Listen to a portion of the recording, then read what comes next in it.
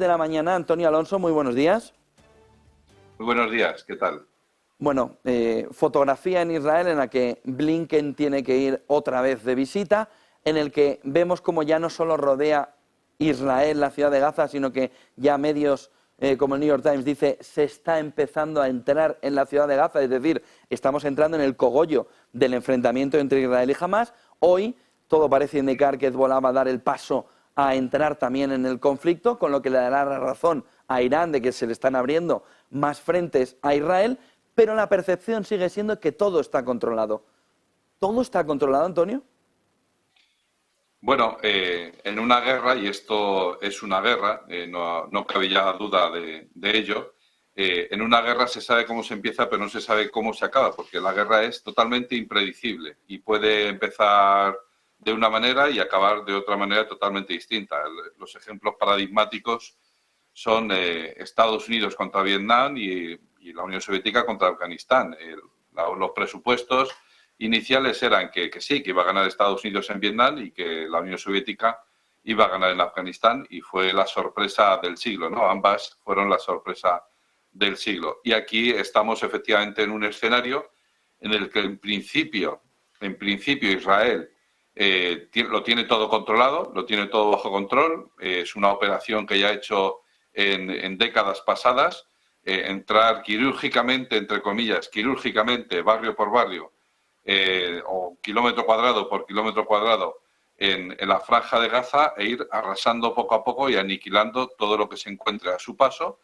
Digamos, ese es un ejercicio que ya ha hecho en ocasiones anteriores y que le ha salido bien.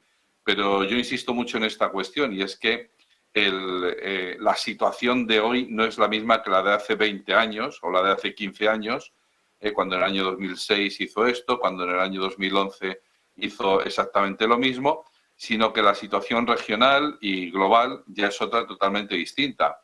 El hecho de que ahora Estados Unidos esté, por ejemplo, bombardeando posiciones iraníes en Siria, ya digo, hace 15 o 20 años nadie lo habría puesto en duda y todo el mundo pues lo habría visto como algo normal. A día de hoy esto ya no es así. A día de hoy ya hay voces que se empiezan a levantar y decir, oiga, vamos a ver, usted lleva 2 años hablando del respeto absoluto al derecho internacional y ahora pues usted lo está pasando por alto, por ejemplo, el permiso de Naciones Unidas, que es algo básico.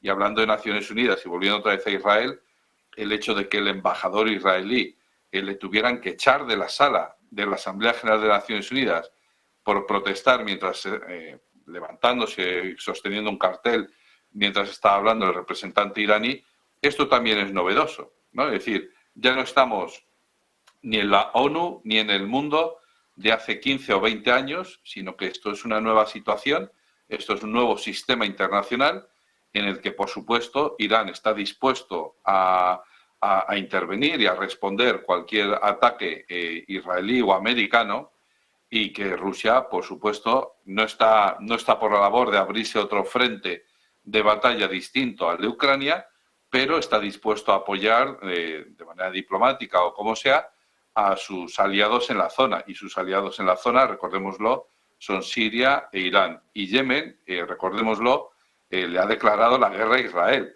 Es decir, que en principio, volviendo al inicio de la respuesta, ¿no? En principio no tiene nada que hacer Yemen contra Israel, pero bueno, se le abre otro frente. Y ya para acabar mi respuesta, es que se ha descubierto que basta una serie de instrumentos muy baratos para dejar inútiles a instrumentos muy caros. De tal manera que un portaaviones americano se le engaña o se le distrae con 70 drones baratos comprados por ti y por mí en AliExpress, en un bazar chino, y con esos 70 drones ya te has cargado todo el sistema de defensa de un portaaviones. Esto se ha demostrado en la última semana, y es que es algo que está cambiando las reglas del juego. 2 cuestiones más, una aquí en territorio más nacional, pero antes sobre la guerra de Israel, Irán. Su ministro de Exteriores es el que está llevando además la voz más bravucona, la voz más de enfrentamiento, ¿no? Pero no da el paso. ¿Es normal y deberíamos entender que esta posición de Irán es la que vamos a ver en el medio y largo plazo? ¿Una posición de amenaza, amenaza, amenaza, pero nunca tomar esa primera posición y entrar en el conflicto? ¿Todo va a ser bravuconería alrededor de Irán? Porque eso también es las cuestiones clave. Si todo lo que dicen de vamos a ir, vamos a ir, vamos a ir, es nuestra tierra, tenemos que defenderla, simplemente son palabras, o de verdad Irán es un peligro ahora mismo que cambiaría el orden de la guerra. Bueno, de hecho, en principio es Irán quien está detrás del ataque de Hamás contra Israel el 7 de octubre. Es decir, a nadie le cabe en la cabeza que Hamás haya sido capaz de planificar, orquestar, ejecutar el ataque terrorista que hizo el 7 de octubre por sí mismo, sin ayuda económica, por un lado, y también sin ayuda de inteligencia y de localización de dónde tienen que ser los puntos estratégicos que deben ser atacados, sin la ayuda de un Estado tan potente como Irán. Otra cosa es decir, Irán ya está metido en esta guerra contra Israel. Otra cosa es que lo haga directamente, enviando a su propio ejército o incluso utilizando las posibles armas nucleares que pueda tener en su poder, que pues no lo tiene todavía, creo yo, pero es la información que circula. A día de hoy todavía no estaría desarrollado el arma nuclear como para poder ser utilizada en combate. Pero es que de todas formas hay que tener en cuenta que aunque sea una potencia nuclear, Irán no va a utilizar el arma nuclear de la noche a la mañana. Antes empleará otro tipo de medios. Y el primer medio que utilizaría habría sido Hamás, es decir, grupos intermedios, grupos interpuestos que pueden ser lanzados contra el ejército de Israel, que son eficaces en ese sentido. Es decir, lo que se busca no es la eficacia, no solo la imagen, sino que lo que se busca es la eficacia en el campo de batalla. Y si para conseguir tus objetivos políticos te basta con utilizar a un grupo terrorista como el Hamás, pues lo usa.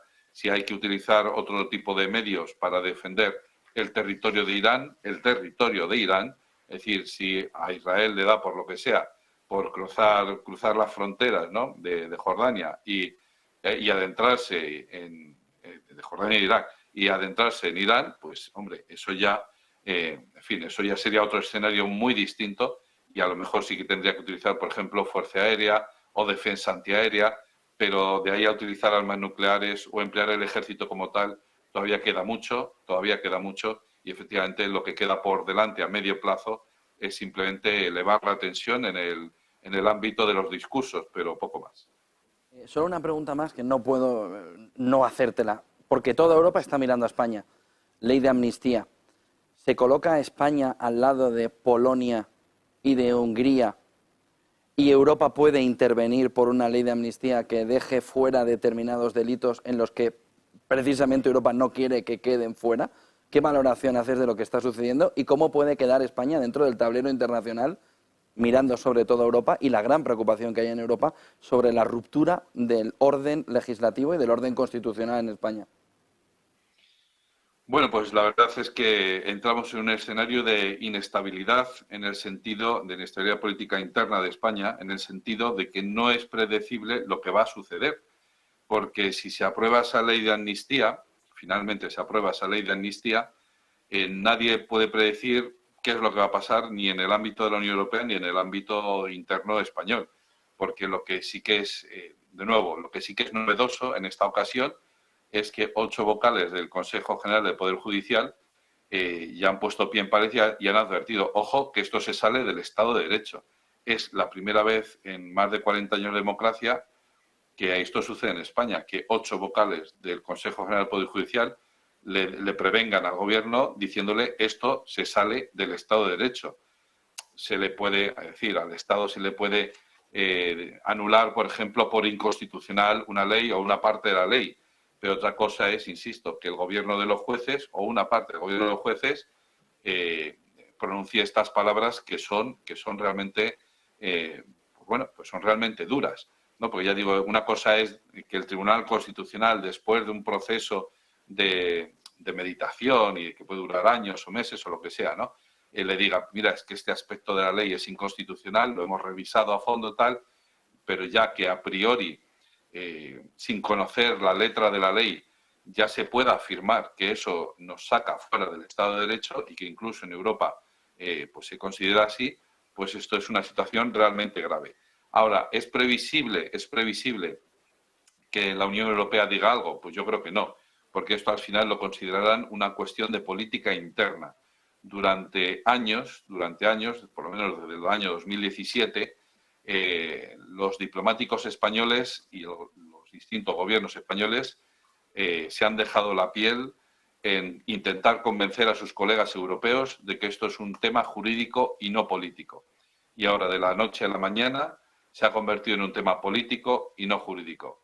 Así que los señores de la Unión Europea habrán dicho, bueno, pues señores, allá se las apañen ustedes, esto es una cuestión, un asunto de orden interno y allá ustedes lo que hagan, cómo gestionen sus problemas. Y si además les han convencido de que existe un conflicto catalán, cuando lo único que hay es un interés de un pequeño grupo de personas que quieren plantearle un desafío al Estado de Derecho español, pues, en fin, eso.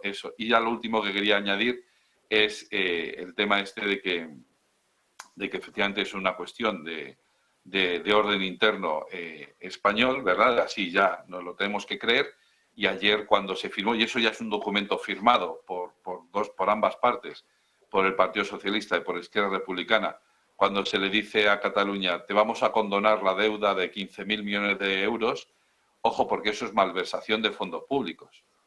Es decir, usar dinero público, no el dinero del PSOE, para mantener al PSOE en el poder, sino el dinero del PSOE, perdón, el dinero de los españoles para mantener al PSOE en el poder, pues eso tiene un nombre que es malversación de fondos públicos. Es decir, no se usan para la ciudadanía, se usan con el único fin exclusivo, y a todas luces esto es así, para mantener a Pedro Sánchez además el pacto es para mantenerlo 4 años en la Moncloa y Pedro Sánchez va a cobrar por eso. Es decir, es uso de fuentes de recursos públicos para fines particulares del Partido Socialista y para fines privados del señor presidente del Gobierno. Bueno, pues esto creo yo que se podrá denunciar ante los tribunales y esto afectará a la imagen de España, a la reputación de España clarísimamente, porque ahora si damos por bueno todo esto, daremos una imagen de que España, pues bueno, es una joven democracia,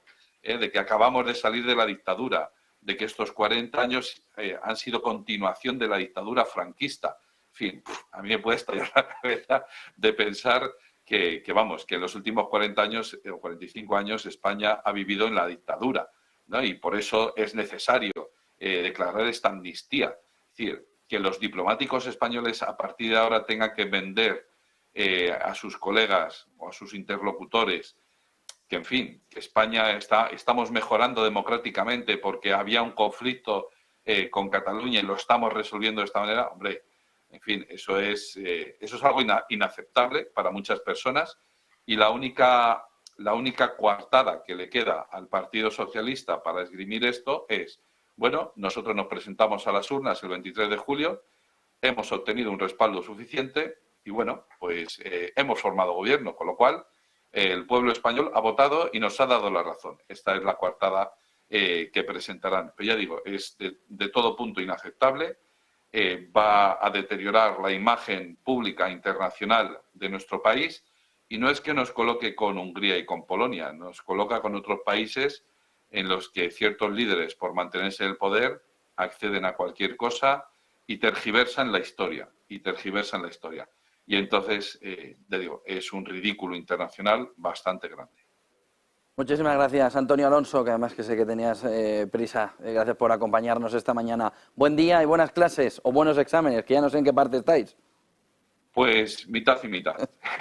Buen día y buen fin de semana, Antonio. Igualmente.